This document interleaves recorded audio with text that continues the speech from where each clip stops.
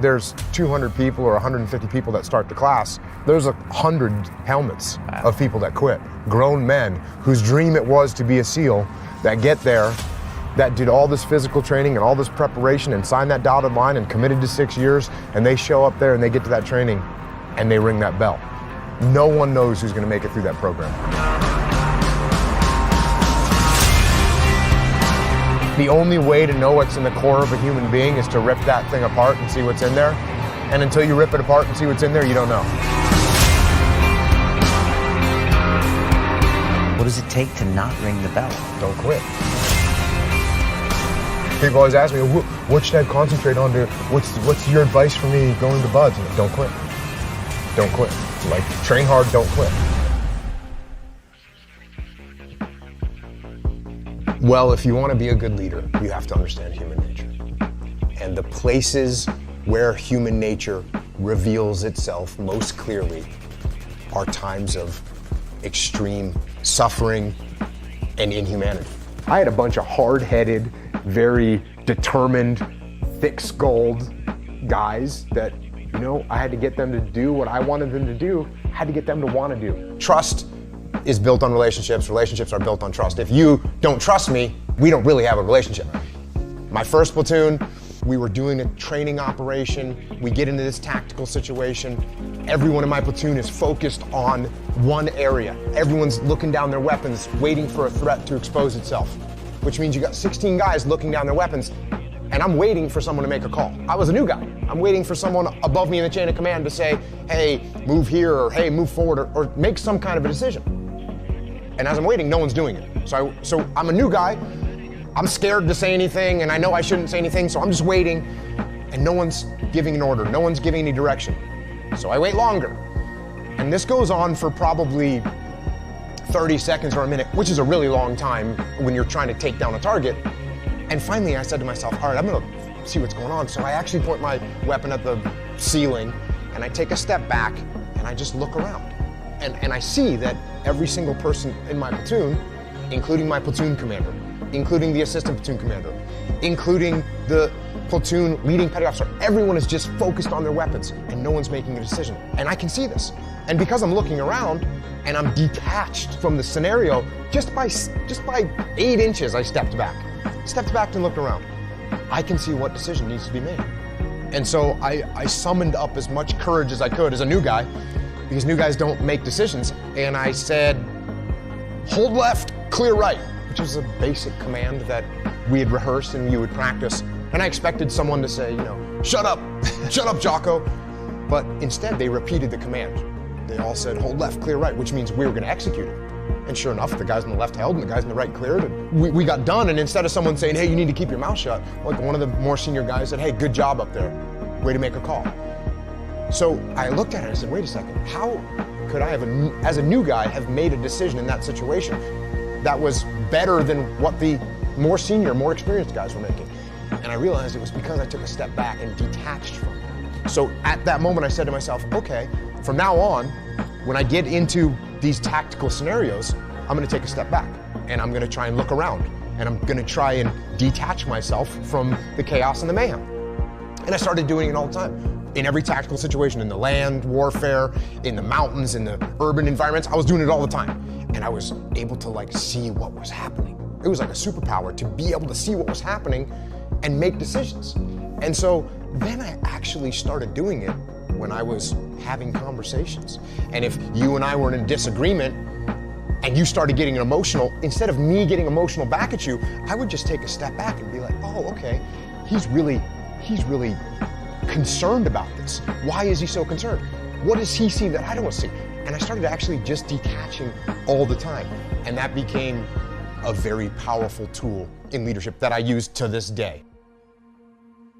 My second platoon, our platoon commander, the guy actually in charge of the whole platoon, he's not very experienced.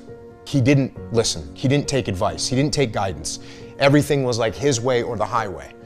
And we had a mutiny inside of our platoon. We went to our commanding officer and said, hey, sir, we don't want to work for our platoon commander. He doesn't listen, he's arrogant. And eventually what ended up happening was this guy got fired. as our platoon commander. And that left an impact on me because as I'm watching this going, I'm thinking to myself, why don't we like this guy? Why doesn't anyone want to listen to this guy? Why don't we want to follow this guy?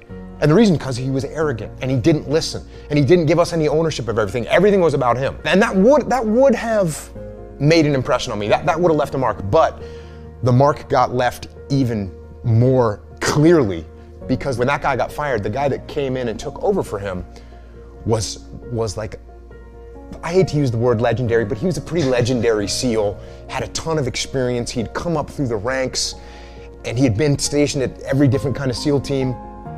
And he took over as our platoon commander. And I kind of thought to myself, well, he's going to take over because we're a bunch of mutineers and they need to put someone really strong that's going to like whip us back into shape. So I was anticipating that we were going to have this super hardcore guy. And this guy shows up and he's got a nice smile on his face and he's super humble. And I remember one of the first things he said to us was like, I look forward to working with you guys. And I was, that word right there, I'm gonna work with you guys. Not I'm in charge, I'm glad I'm taking over, I'm glad to be your commander. It was nothing like that. He said, hey, I'm looking forward to working with you guys. So all of a sudden it was totally different. And he started putting us in charge of things.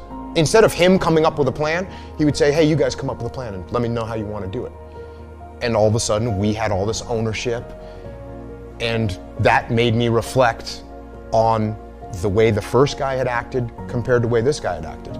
And I realized how important it was to be a humble leader and to listen to other people and to give ownership to other people. In the 3rd platoon, it was a good solid platoon and we had a good platoon commander, and we were out in the desert doing some training, and some targets popped up. We start engaging the targets like we're supposed to, and everyone gets in the prone position and is returning fire. And I did what I had been doing this whole time, which was detach. I kind of took a step back, shot a couple rounds, then kind of pulled back and looked to see what was going on. And I saw the call that needed to be made. And I gave the platoon commander a couple seconds to make a call, and he didn't make it. So, I made the call, peel left. And everyone said, okay, peel left. And we peeled left, and we left the scenario, and we got our distance, and then we stopped the training exercise, and we did a little debrief. And during the debrief, the platoon commander, he said to me, well, why did you make that call?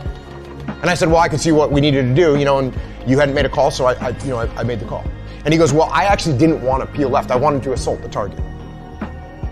And right there in that split second, I kind of thought to myself, well, like part of my ego flared up, and I was kind of thinking I could have said something along the lines of, well, you need to make a call faster. If you're not going to step up and lead, then I'm going to do it. Like I could have said that. But I realized at that moment in time, wait a second, I didn't need to make a call.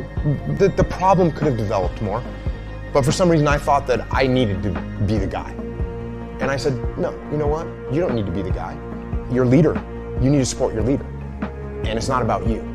And what you have to do is subordinate your ego and be supportive of the person that's in charge, and you move forward together as a team. Because that's what it's about. It's not about me, it's about the team. There's a word that people bring up a lot, and I think they're pretty interchangeable, and it's relationships and trust, right? Trust is built on relationships. Relationships are built on trust. If you don't trust me, we don't really have a relationship. If you want to be a good leader, you have to understand human nature. And the places where human nature reveals itself most clearly are times of extreme sorrow, pain, suffering, and inhumanity.